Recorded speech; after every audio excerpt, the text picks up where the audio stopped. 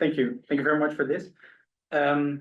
This will be different than the seminar that we had before. Actually, I also want to thank Yaji because you asked me to think with you about a topic that might be interesting and also useful for the PGR community here and elsewhere also, because there are a few people also joining on Zoom. And the thing I was thinking how to set up, well, two things. I think first I will just tell you. Actually, I just go through my CV with you. That's pretty much what I'm going to do, to tell you what kind of jobs I did and how I ended up there. So there's no necessarily like a roadmap to you in terms of, well, if you do this, then you get a job in academia, because it's so broad. Also, this is quite specific, of course, to the Netherlands. And then in the end, I think there are 5 things that I just wanted, we already discussed a few, but 5 things that I wanted to mention that I think helped or sort of that shaped my academic career in a way. And then I would like to ask you to ask questions as we go. So not that I don't want to talk for 20, 30 minutes or whatever. So if you have any questions based on what you already see on the slides, just ask them. So we can just make this a little bit more interactive, because I've been talking for too long in the previous talk. What you see here. Oh, and if there are people online that have questions, I think Kieran maybe already put something in the chat or not. Yeah. So if there are questions from the online people, please feel free to ask. First of all, what you see here is the Media Studies Department of the University of Amsterdam. This is my home, my academic home, and it has been for a very long time. And I think that is something that is quite. If you think about what is sort of typical about my CV, is actually that it's very focused on this particular place. And that's different from some other people who did their undergrad, for instance, in the Netherlands and then came to Loughborough. And I think a lot of you are international PhDs, meaning that you didn't do everything at the same place, and I did. And that is also something that is quite different from, for instance, let's say a US context where you aren't really allowed to do that. So as I said, like the things that I'm going to say about my specific academic career are typical of the place where I did it. And so I hope you can take some things from that, at least. But in any case, otherwise you have like a narrative CV. Yeah, and of course I will also leave questions, like time for a actual Q&A at the end, but I think it makes more sense if there's anything on the slides that you want to ask about, then ask it directly. Okay. Let me check. First of all, this is it. This is this is my academic career on one slide. Starts here. Starts with the BA, I would say. So I did the BA Media and Culture. Then I did a research master, Media Studies. Then I became a lecturer in television and cross-media culture. Then I did the PhD. So first I was a lecturer, then I became a PhD. Then I became a lecturer again, mostly because I ran out of my funding for the PhD and I needed money. And then I applied for a postdoctoral scholarship, got that. And then after I can explain it later. Also during the postdoctoral scholarship, I applied for an assistant professorship, and then I got that, and that's where I am at the moment. And no, I'll explain as we go. But for instance, even like an assistant professorship, what it looks like in the Netherlands, for instance, is different from the US. And one of the things I think you also need to consider for yourself is where you see yourself in the future. I think that's one thing, because academia works differently, I would say, in different contexts. And you have a say in that to a certain extent. You can sort of push it to a certain extent, but also a lot has to do with where there are actually jobs, for instance. And also this is very much, I'm aiming this very much as someone who stayed in academia also. And of course, there are a lot of PhDs who don't stay in academia, but this will mainly be aimed for people who want to stay in academia, because that is what I do. And I enjoy it. So that's fine. Okay, first. BA and master, I did both at the University of Amsterdam. So what this is the BA is a BA. It's the same here, don't need to explain that. But during the BA, I pretty much found out that I really like doing research and that I really like doing memory studies, which I talked about previously. So I did the research master media studies, which is focused on research and doing research with I wouldn't say that you're necessarily more now, I would say, than maybe in the past, but to a certain extent, you're trained to, or it is aimed towards people who want to do a PhD after the research master, but then getting the PhD is the difficulty. So during the research master, did I already want to do a PhD? Yeah, I think I pretty much wanted to do a PhD yet, but as I'll explain in a second, that's not easy to get. And then during that year, I think a lot of teaching opportunities opened up, as in sort of loose courses opened up, and then it ended up being more or less a let's say substantial teaching contract. So that's how that came to be. And the thing with that is that specifically, I don't know how this works elsewhere, but at the media studies department, a lot of people apply for and get grants. And so for instance, it doesn't really apply to me, but in the case, I would have actually been teaching now because there's now a semester going on also in Amsterdam and I'm now in Loughborough. So that would mean if I could got a grant here, someone else needed to fill in my teaching in Amsterdam. And a lot of my colleagues are very successful in getting grants. I'll come to that in a second also. And so that happened, I think, at that time also, and because of that, spaces opened up for teaching. And then during that entire year, I was able to do the teaching, but it was also a period in which I was very much advised and pushed to do a PhD. And the thing is, that works differently everywhere you are. Actually, I don't know how you got your PhD. I don't know how that works here. We might need to discuss that. Hey, come in.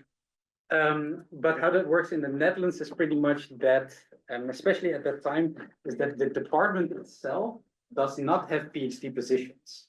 So there is no PhD position to apply for at the Department of Media Studies. And so you have pretty much two options. This fluctuates how this works, but pretty much there are two options in the Netherlands to do a PhD. One is you wait until a principal investigator gets an external research grant of $1 million or $2 million, and then there are 2 or 3 PhD positions in that project, and then you apply to that. That's, I think, the most common way. The other way is to apply to external research funding, and then you can start a PhD project. This is highly competitive. I'll explain also in a second how that works, but in my case, that was successful. And then this happened.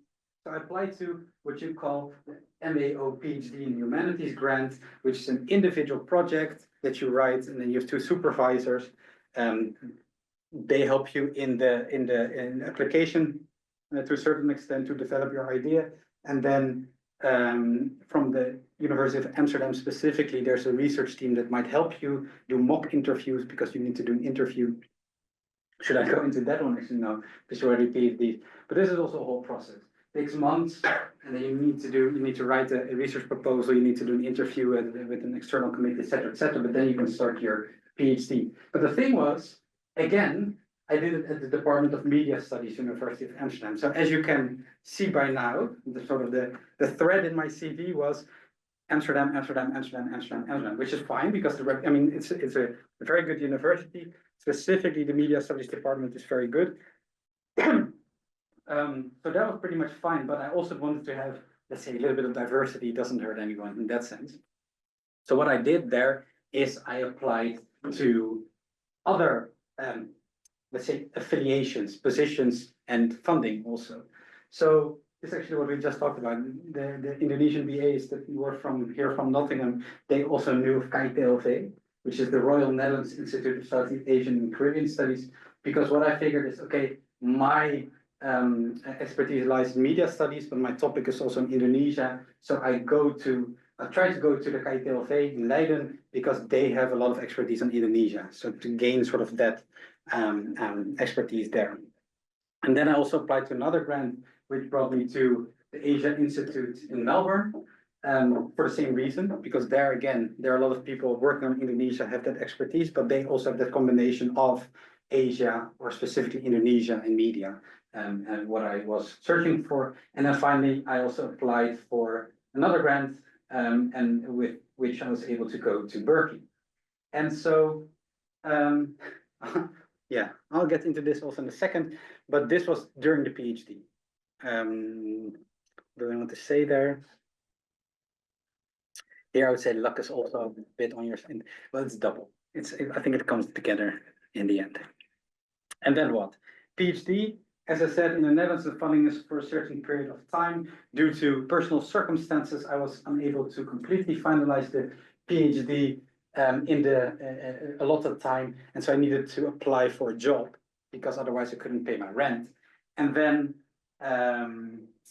what I did was the only place that I applied to at that time. I think I'm skipping here also actually during my PhD, I also taught. I taught at the media studies department, but I also taught in Leiden University, because of that also comes back in the end, but because of people that I had connected with, they had also an opening for a teaching position in Leiden for a course and as a coordinator for a lecture series. And then they asked me there. So during this period, I also taught in Leiden and Amsterdam. And then after the PhD, or actually when the contract ended, I needed to apply, and I applied for a job opening that opened up in Amsterdam again at the media studies department. And so I got that, which is here. Again, if you have any questions, please feel free to ask. Oh, yeah. Did you do your PhD in full-time or part-time? It was 80% time. But because I taught 20% next to it, it was sort of, I was doing it full time. That was partly why it took longer. But this was a weird construction. Normally it's either I think normally it's full time in general, but in the year that applied to this grant, they had an 80% rule. I can't explain anymore why, but so that was a bit difficult. But I actually added 20% in teaching to that, so I had a full time contract. But this took me years, just to know. I mean, I didn't do this in 3. Was it someone here or was it in Oxford? The other day I was in Oxford, I think someone told me that their PhD, which is a DPhil, they got 3 years for doing that. And I said that is pretty much impossible to do that for good research in 3 years. Took me longer, but also, as I said, circumstances. But I applied for lecture in film studies, and I got that. And this is a regular job opening. So this was what you see online. So in the Netherlands specifically, there's a website, Academic Transfer, where they publish all the jobs in the Netherlands on, and this was a job opening there. This was a lecture in film studies. This was not a full-time job. This was, I can remember, I'm pretty sure it was 0.7, so 17% contract of a full-time equivalent contract, which was quite regular in the Netherlands, now changed to 80%. And I think during this time also it was increased to 80%. But what you see here is this is you're only doing teaching. So you do not get paid for research. And the same was here when I finalized my MA and I started as a lecturer in television cross media culture. I wrote the application for this PhD position pretty much in my free time because you don't get time for that. So it was, I don't know, weekends, evenings, things like so. Like the horrible stories that you are being told about academia, that was pretty much there. And teaching, I really love teaching, but it takes also a lot of time. I really dislike grading because that also takes a lot of time. But teaching itself is nice. I like that. But this is the problem with the lecturer positions in the Netherlands. Also, sorry, I should say a lecturer position is not the same as a lecturer position here. I think a lecturer here is an equivalent to an assistant professor job. The lecturer is only teaching position. I don't know what's called here. Maybe like a teaching associate or university teacher. Exactly. Okay. So sorry. That's maybe to make that clear also, because that's also different. So this is in terms of getting paid for your work is a teaching position. And then so publications, applications, everything you need to do in your free time. Here, finally, you get paid to do the research, of course. But then I was stuck again with the teaching position.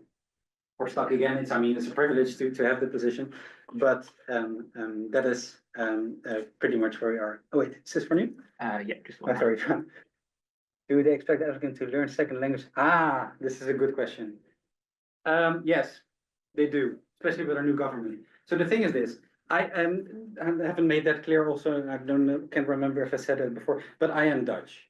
I grew up in the Netherlands, speak Dutch, etc. It's my mother tongue, so I don't have that problem. But the question that's being asked here, I don't know if you can read it, is if you are, for instance, coming from the UK, you don't speak Dutch, if you apply to a position, whether or not you need to learn Dutch. That's the question. And well, first of all, it will be specified in the job opening, but secondly, pretty much yes. And I think the timing that you get is, I think it's 2 years, something like that. But I know I have colleagues who are international colleagues who are actively learning Dutch because it's a requirement of their job contract. And especially now, I don't know if we need to go into that, but we have a government that is putting the emphasis on Dutch within academia, and it for sure also has to do with this. So a lot of colleagues are now learning Dutch more quickly, I would say, and it's not an easy language to learn as well. But this is a good thing to ask, because in general, when I did my BA, the BA was in Dutch, and later on it became fully in English. So our BA was in English, or is in English, MA is in English, PhD is in English, etc. So that attracts a lot of international colleagues and international students, which is a good thing. But it makes it more difficult if you are coming from abroad. But I would for sure not let that. I mean, if there's a position in the Netherlands that you would really like, and it asks you to learn Dutch in 2 years, I would still apply to that. For sure, I wouldn't deter from that job because of that requirement. So just to ask that. Yeah. Is there like a level of Dutch that you have to Yeah. know? Like, is that like grade 1, 2, 3? Absolutely. Yeah. Yeah, I have absolutely no clue what it means. Unfortunately, can't help you with that. But it is difficult. I have colleagues who, I mean, the thing is this. You need to understand that if you come to the Netherlands and you have, for instance, let's say an assistant professor job, it might be completely new to you. So it's new how academia works there, which is different from other countries, I would say. Then you need to do the teaching, you need to do the research because you still need to publish, etc. And then you also need to learn an entirely new language. I know that you would do it because you're multilingual, I know. But for the rest of us, it's quite difficult. I would find it extremely difficult to learn that language in 2 years with all the things you need to do. But speaking from my particular department, they are very supportive in this. And they think with you rather than against you. So if it is something, you need to understand that if you have a job opening, you apply to it, you get the job offer, then in general it means that both of you want you to be there. And so in general, I would say that the idea is that the people that you work with are trying to help you also to achieve this. Now I'm also biased. I mean, I'm being recorded, so I wouldn't say any other thing, but I really love my department in Amsterdam also because my colleagues are great. And so it's very supportive. I'll actually come back to that also later on. But academia can be a very toxic environment for sure. And that also has to do with whether or not you want to stay at a certain place, but you don't know that beforehand. But it's particularly in Amsterdam, it's very good. So in my case, what they, I'll come back to the question. What they also do is, for instance, they help you in doing research and gaining and research, etc. No, you need to teach Dutch after 2 years in Dutch. Wow. So the idea is that you speak Dutch fluently enough to teach in Dutch. That's the idea. And I mean, as I said, you need to figure out whether or not, or what it says in the particular job opening, because it differs. But also I think in the job opening now, it says what the requirement is, and it's in like B1, A1, I don't know what the levels are, unfortunately. But the idea is that you teach in Dutch. Yeah, for sure. And so because I speak Dutch and English, I now get a lot of the Dutch students also, because we have so the BA, for instance, it's an English BA, but we have a Dutch track. So if Dutch students want to do the BA in Dutch, it's possible. And I get a lot of those students because I speak Dutch and many of my colleagues don't. But the idea in the future is that they are integrated into the Dutch track, or if the bachelor is becoming entirely Dutch, which is, I don't know if that's possible, but I mean, there are a lot of things going on in the Netherlands also in terms of politics. But the requirement is with the idea that you speak Dutch after 2 years. Is it realistic? I don't know, but is academia realistic? Also not always, but I'll come back to that. Okay, lecture in film studies. So what did I do? I did this job, then I finished the PhD simultaneously, but then, and I had very supportive, I'll come back to the question also, but I had very supportive supervisors who weren't always happy with me, because one of the things that I did was I did the lecture position, I finished the PhD, but I also applied already for a postdoc. So that had overlap, but I got that one. Wait, is it a new question or are we? Okay. Okay, and so I applied for a postdoc. And the postdoc was again an external grant, because the postdoc, as with the PhD, is pretty much the same in the Netherlands. You either apply for a job that's open because there's a principal investigator who gets money, or you apply for individual fellowships. And there are a few. This was one of them, the Neil Stenson Fellowship. And that was a great one, actually, because that allowed me to go to 2 universities. I had the choice to either stay 1 year at one university or go 6 months to one university and then 6 months to another. And I decided to do the latter. So last year I was first 6 months in Oxford and then 6 months in LA. Also to give you a timeline, actually, because I didn't use years, I realized, is that I defended my PhD last year in March. So that was when so 2023.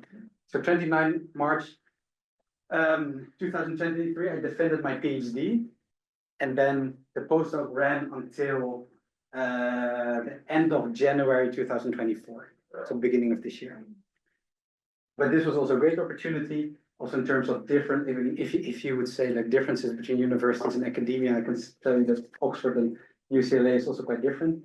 And then in I can't even remember when it was. I think, it was in 2023. It was in 2023 when I defended my PhD, when I also applied for an assistant professorship. And I got that assistant professorship, but because I was doing the postdoc, it was, the starting date was this year. You still following? So this has a lot of overlap. So again, so I defended the PhD, applied for an assistant professorship, got it, but it started in 2024 because I was still doing the postdoc. And then at the beginning of this year, I became an assistant professor. So this was in February 2024. This started there, and this was a job opening. So there was a job opening at our department for what is called, I didn't make this up, but an assistant professor in extended cinema, film heritage and memory. And I'll come back to that because my profile fit this job, but also I wouldn't say 100% because it not always does, but to a very large extent, because I worked on cinema, I worked on heritage issues, cinematic also, and mainly also on memory.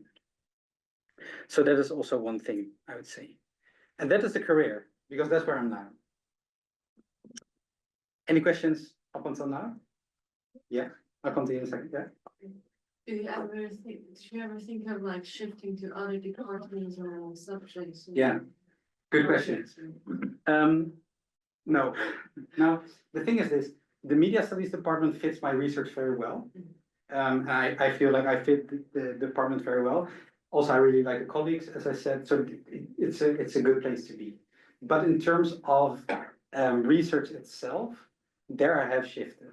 So I am still a film studies scholar, but I also sort of was drawn into literature at a certain point. So in Leiden, when I was a lecturer there, I actually worked at the research center, like the Leiden University Center for the Arts and Society, but I was mainly part of the Dutch studies program. Because the thing with my research is that it fits media studies, memory studies, post-colonial studies, Indonesian studies to an extent, Dutch studies. So in that sense, my profile is broad, and that is useful if you go on the job market. Because I could apply to like a Dutch studies position. It would be possible. Memory studies positions hardly ever exist. I'm very lucky with this one. But media studies, of course, Indonesian studies to a certain extent, but I don't consider myself to be an Indonesianist per se. But theoretically, you could do it. But what I did actively do is try to sort of broaden my CV, but also the insights that you gain when you're actually traveling. So if you do your BA, MA, PhD at one particular university, then you're trained very well, I would say, but also within within that university. So that's why I try to also go abroad, go to other universities, etc. But it's not that I'm actively seeking to get away from Amsterdam in that sense, because I'm happy there. But that's not entirely true. I do actually actively also try to get away because I apply for external grants. And actually, there's a slide that's not here that's after this. Actually, after Loughborough, I will head to Los Angeles because I applied for another grant and got that. So for the next 2 years, actually, will be in Los Angeles at another department because it's comparative literature. So in that sense, okay, sorry. Yeah, okay, so my question was basically on the fact that you said the overlaps, right? So from postdoc Yeah. straight to assistant professorship. Yeah. So is that like a normal thing for anyone that does a postdoc in That's a very good Netherlands? question. That's one. Yeah. And the second is, again, speaking about the overlap, like how supportive were your department, your Yeah. supervisors? Because I mean, it's not a natural trajectory, No. so yeah, for you to go together. I think these are very good questions. First of all, I don't know what is like a regular trajectory anymore in academia, but I would say what is common for sure is to finalize your PhD and then start as a lecturer, so do the teaching, and then from that position either apply for a postdoc or assistant professorship. That I would say, and in a way I did that also, but because it's a bit vague because I had this overlap. And in terms of support, my supervisors were very supportive, but they were also, it's not that they're not strict, because actually, that's also a good point. Sometimes things come too early. So there was an assistant professorship that I actually wanted to apply to, but it was far too ambitious. It was a year, something like a year before I finalized the PhD. And then my supervisors were also like, don't do this now because it's way too early. You won't get it pretty much because it's way too early. You focus first on the PhD, finalize that, and then look further. And they were right. I mean, I wouldn't have stood a chance if I had applied for that. But in terms of their support for like the external grants, etc., they did say a few times that I should stop with, for instance, going to conferences and should focus on writing. So it's not that they weren't strict, but they were supportive in the sense that they would let me sort of carve out my space in academia. And this is also highly dependent on what kind of supervisors you have, which is difficult to know beforehand, especially if you come, I think, from abroad. But here it helps also to ask a lot of questions, which I come to also in a second. You've covered one Yeah, more element, but I think it's possibly related. Yeah, this is good. Yeah, this is also a good question. So the question is for recruitment requirements, how many publications are generally required? Most doctoral students in the UK are not required to publish. So in order to get a job, do we have to do a postdoc? And that actually, to come back also to the question, this is difficult because there's not a good answer to this. My experience is that to actually get a PhD position, you might already have needed to publish. This sounds stupid, but it is true. So I had published before I got the PhD position, before I got the external grant. If you want to become an assistant professor in the Netherlands, you for sure need to have published. I don't know how much, but you have to, but maybe depends a bit, but if you have like 2 journal articles, could be for sure that you could have, that is enough. But it depends on a lot of factors. I think it's also quite common, it used to be quite common to actually become an assistant professor far later on in your career because there weren't as many positions. So then it was more common, I would say, that maybe you would already have a book, even. I don't have a book, as that was what I was talking about in the previous seminar, I'm working on it, but I have other things. So it's you can't really say, oh, you necessarily need 2 journal articles and that's it, because you might have connections with societal organizations that is of value. You might be a artist, for instance, and that's something that the department wants.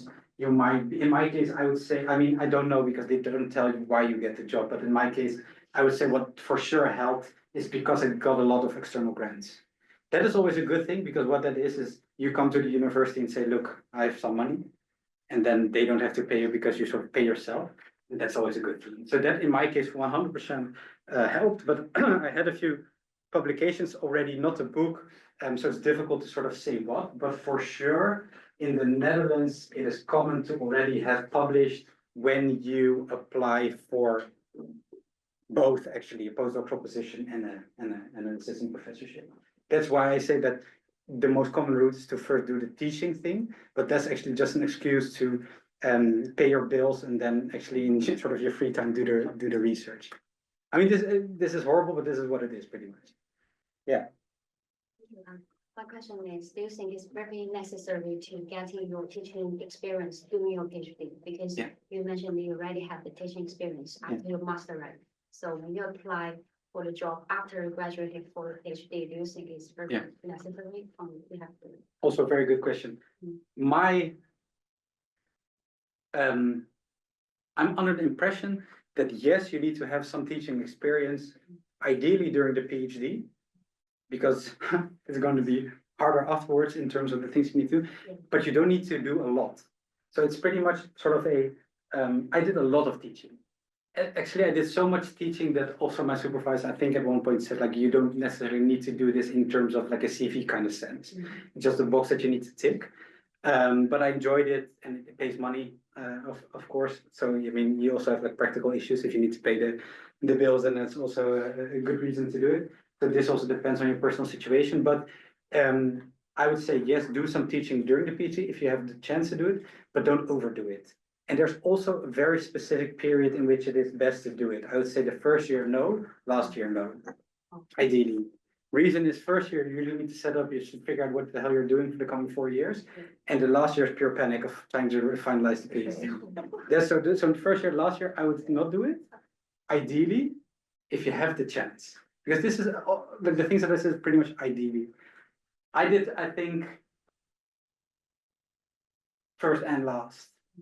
So, but it was also, this is also another reason, because in the Netherlands, you need to have a BKO, which is a university teaching quality certificate, something like that. That is what you need to have at one point. And also it's quite an investment. And I did that in my, yeah, this is not interesting, but I did it in my first year, I think, of my PhD or second year, because you need to have some teaching experience before that. Otherwise you can't get it. And I'm very happy that I did that, but a lot of people get that BKO afterwards. But that, yeah. Is this the same question? Yeah.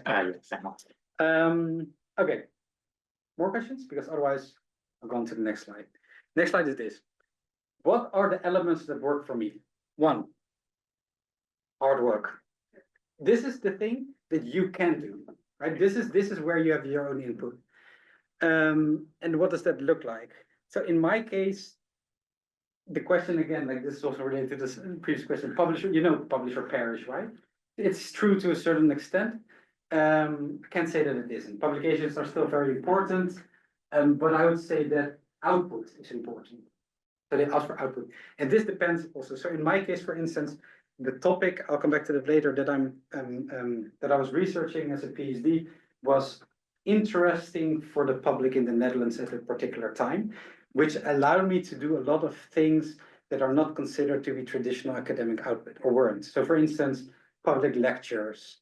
I did I was like a moderator of a horror film festival that did Indonesian films, partly about the Indonesian, about the colonial part. It was great also. Podcast, did I say podcast? Podcast, a few things like that. So there are different forms of output that are also increasingly worth something. Again, depending on where you apply. So in the Netherlands, for sure, I would say, if I think about my own department, that would be something that would be valued. But I would also wouldn't be surprised if there are academic environments where that is not as valued as at other places. So again, this changes also depending on where you want to go. For me, I had a lot of teaching experience, I did a lot of lectures, and as I said, there were public lectures, guest lectures, and colleagues' classes, conferences, and then what worked for me was external funding. Again, this is not something that is the same for everybody, but this I feel is sort of where the things are that helped in my specific career. And I really did a mix of academic and non-academic. And this also, if you go, I'll go back 1 second. When I applied to this particular grant, they also really wanted a scholar who was societally engaged. Not all grants are, but again, and this is also if you let in the UK where you have like a AHRC, Leverhulme, and British Academy, I think they have different things that they ask for. And so your research project or your CV or your profile might not fit every external funder. This one was one that fit with mine because I could show them that during my PhD I actually was very engaged also with public events, etc. So that was something that worked for them as well. So that's one point. Secondly, network. They always say you need to network, you need to network. This does not mean that you need to talk to like the highest professor that there is in your field. That's not what networking is per se. It might be useful, might also be totally random. They also say that the people that are now around you, so the other PhDs, they're quite important because this is the future of academia. Also true.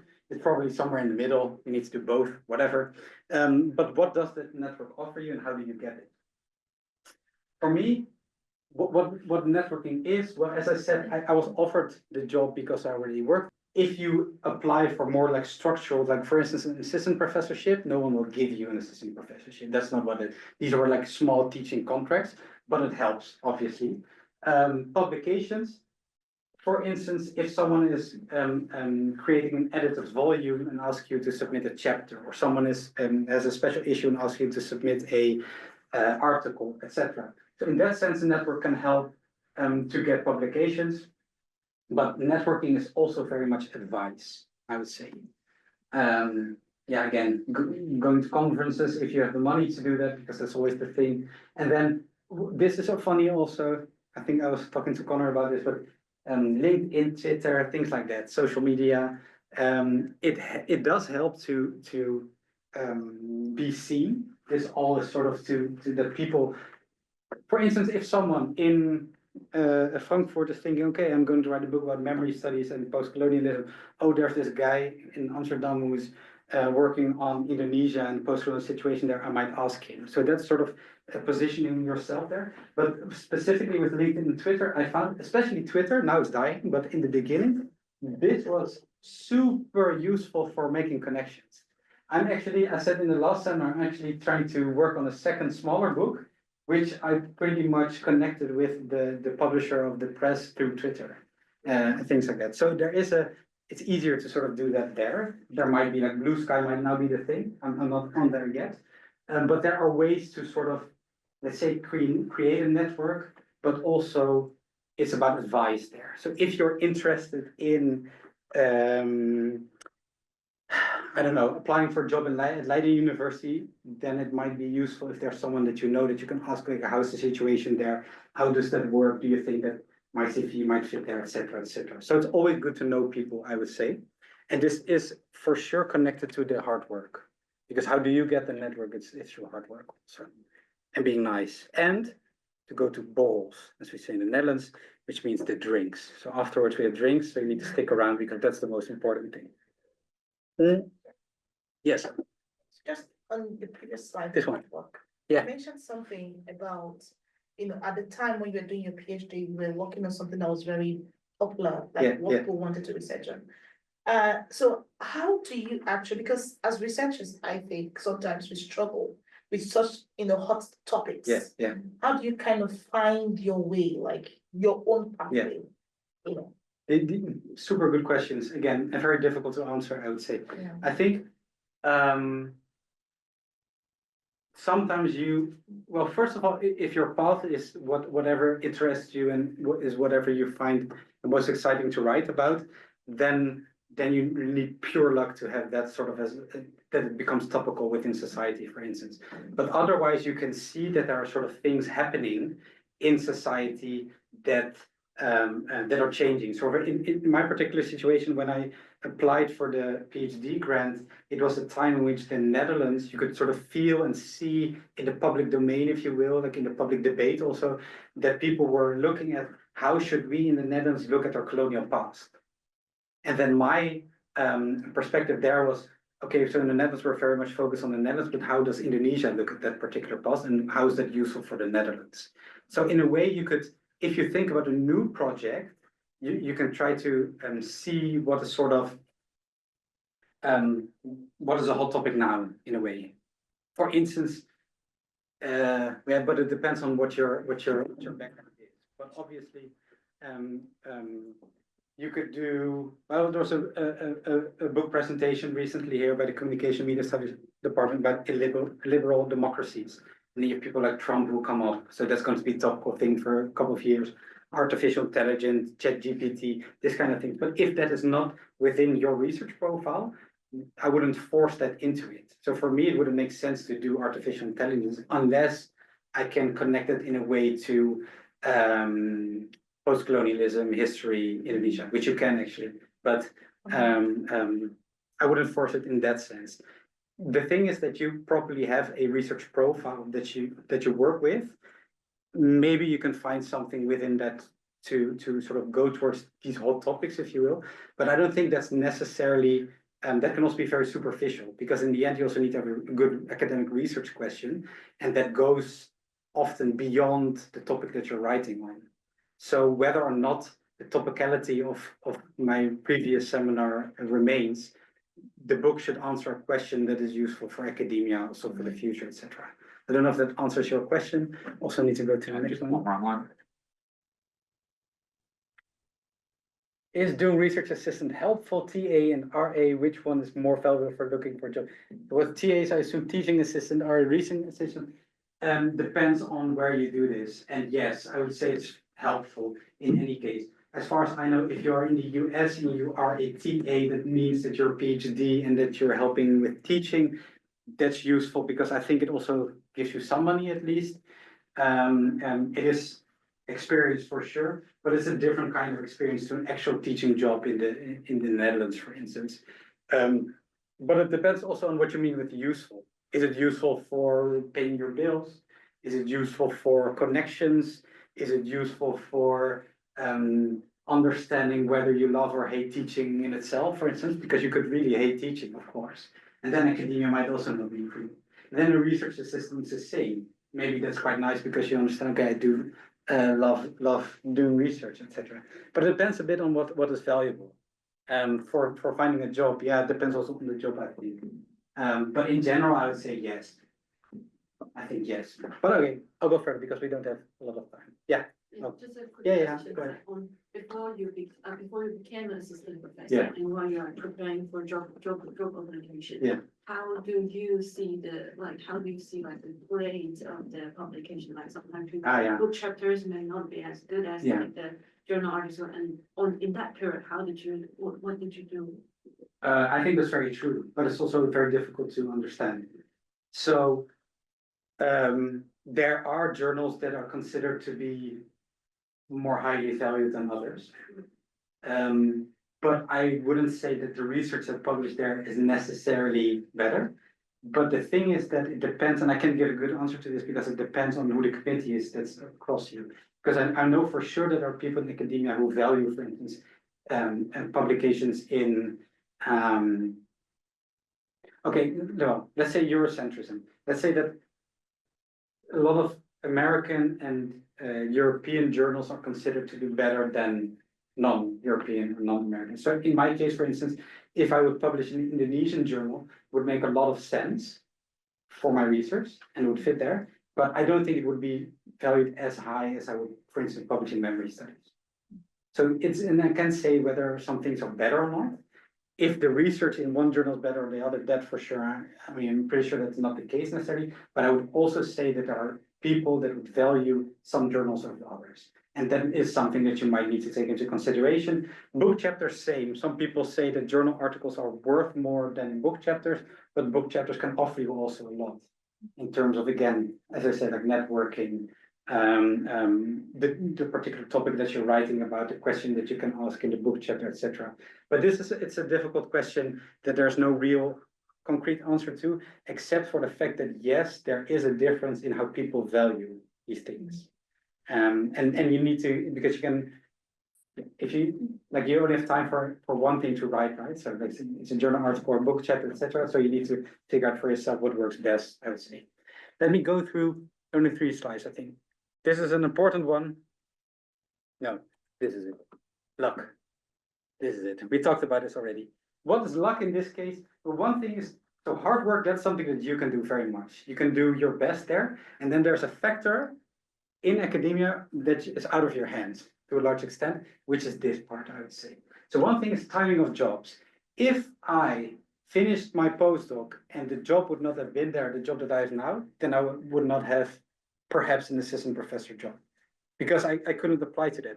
Because I think in the year before and the year after, there were assistant professors jobs that did not fit my particular research profile. Because as I said, like, this is extended cinema, film heritage and memory. I think we had one with, this wasn't it, but let's say you had one with queer cinema. I could not apply to that because that would not fit my research profile. If I had not applied to that, then I would be probably a lecturer again. So that is the timing. This is out of your hands. You don't really know what kind of jobs will be there when you finish your PhD. So that's one thing. The second thing is, now I'll start with the third thing. This is already what I said. So this topicality, this is also luck to a certain extent, whether or not the things that you're writing about are in the news or part of current events. That helps to a certain extent, because this also helps shape what kind of jobs they are formulating, I would say. And this is the most difficult one, and the most important one is that your fit. How do you fit a particular job or a particular department, etc.? And what that means is, what is the committee looking for? What kind of candidate do they want? Do they want someone with, and if you, for instance, have assistant professor of cinema, then they might think, you know what, we actually should want someone who is an expert in Nigerian cinema. But they don't know beforehand that there would be someone who is specialized in Nigerian, so they have a broad search. But the thing is, how do you fit what they need? And how do you know what they need? You won't know. You have absolutely no clue what the fit means. So this is also a slide that you can pretty much throw into the bin, because you can't do anything with this. This is not up to you whether or not there are jobs when you finalize your PhD, or whether or not you fit. I mean, to a certain extent, you can look at, obviously, there's a job opening, you can see, okay, my research profile fits to a certain extent, but it doesn't necessarily mean, or for 100% sure, you don't know what the other side, so the committee in the department actually wants for that particular job. But then again, it also is, they might have an idea of what they want, but if you're such a good candidate, they might still also hire you. So in that sense, it's a difficult thing, but it's for sure a factor that is important. One thing that's also the case is that this does not say anything about how good of a scholar you are, right? So this might also be a year in which the jobs do not align with your research, or the fit does not align with your research. So that doesn't mean that if you're unsuccessful, for instance, for a few job applications, doesn't mean that it has to do with your particular CV, and for sure not that you're like a bad researcher, etc. It could also be bad luck to a certain extent. Okay, 2 things. One, super important, support. This you can do to a certain extent again. So this is, I had great supervisors, really. And that is in a way also luck to a certain extent, although I knew them as lecturers in my department. Colleagues, these can be colleagues from your particular department, but also I'm involved in a few journals. These can also be considered colleagues who can be quite supportive. Obviously, friends. This doesn't mean that they know what you're writing about. That doesn't matter. This might also be that they just are there for you to actually not think about your research. Family, same. And in my case, my wife has been a huge support, because otherwise I would have not been able to all the things that I've been doing here. But in this case, it is important to find some sort of support, and you can find it in a lot of places. And I think this is also has to do with, especially the friends and family part, but also that you need to, maybe not dedicate 100% of your time to the job, because it is a job, and it's very, very important to also do things that you like that are not related to the job, I would say. And their friends, for instance, are very useful, or family. Because a lot of people, I think, they call academia something like what's top sport, like in that they make the metaphor of that academia is like you can only make it if you're like the best of the best of the best in terms of like the athletes are the best of the best. But academia isn't really a meritocracy. It's not that if you are the best, whatever that may mean, that you also get a job, because there are many more factors. One factor is that you need to be nice, I would say, that helps. But what was my point with this? I don't know what my point was with this actually, sorry. This also happens a lot. What was my point? I don't know. I think the combination of hard work and support, I think that's a good thing, and that is in your hands. Luck is a little bit more difficult, was the last point. Oh yeah, I think this is also important. Motivation. And with this is that was what I wanted to say. The other thing is that some people say you can only make it in academia if you put like 100% of your time into it. Oh, you didn't publish because you didn't work in the weekends, etc. Now, this might be contradictory to what I said in the beginning, because okay, if you have a lecturer position, you pretty much no other option. But for me personally, what was quite important was this: one, do I enjoy what I'm doing? Two, am I still curious to find answers to the question, especially during your PhD in the last year, you just want to get over with it, but that's just how it works. And then the third is, do you want to invest the time that you're investing in it? So I invest a lot of time, but it's because I enjoy it still. Not because I think it's like, it doesn't feel like I'm doing overtime in a way. So I think this has to do with it. But can you be a good scholar if you purely see academia as work and nothing else? Then yes, also. But for me, this helps. I like doing what I do. Okay, we have 5 more minutes. That's great, because if there are any questions, I can answer them. And otherwise, you can also contact me here and again look at the media studies department. We have nicer buildings, but this is a nice building as well. Yeah. I'm looking for jobs, and like in a lot of like British job posts, there's like a essential requirement. You need to have a like ability to associate with different stakeholders, like outside academia. Yeah. And I wonder your experience. Yeah. In your company. I can't remember if it was in my job opening, but it was for sure something that I did mention in my motivation letter. That I did have that. And the thing is, again, what I said is that I actually had a lot of experience with doing events with non-academic organizations or events like film festivals I did. There's an Indie Dutch Memorial Center in the Netherlands that I worked with. Yeah, all kinds of things. So I think that helps for sure. I mean, especially if they ask for it, then it's useful to try to find something there. But I think one thing also is, I don't know if I think, and there's nothing that I've said that is not allowed to be published online. But I think one of the things is also that what you need to understand is that these job openings are very specific, also because so many people apply to it. And if you think, well, I fit this pretty well, but maybe not 100%, then it might still be useful to apply to it. So for instance, if you fit really well, but your teaching experience isn't as great as they ask you to, then it might still be worth it to apply.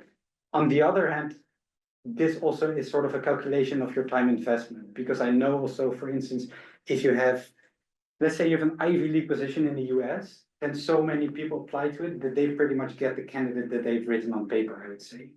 But even also, I mean, for us also, there are so many people that apply to positions. It's pretty abnormal, I would say.